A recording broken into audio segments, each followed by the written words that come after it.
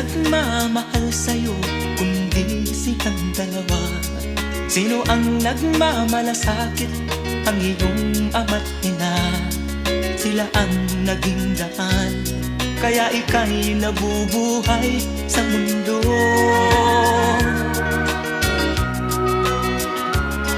Ano man ang mangyari, hindi sila magbabago. Ang mga magulang mo'y laging nagmamahal sa'yo.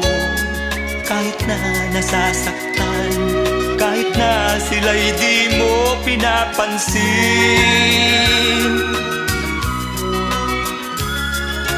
Kung nalalaman mo lang mga hirap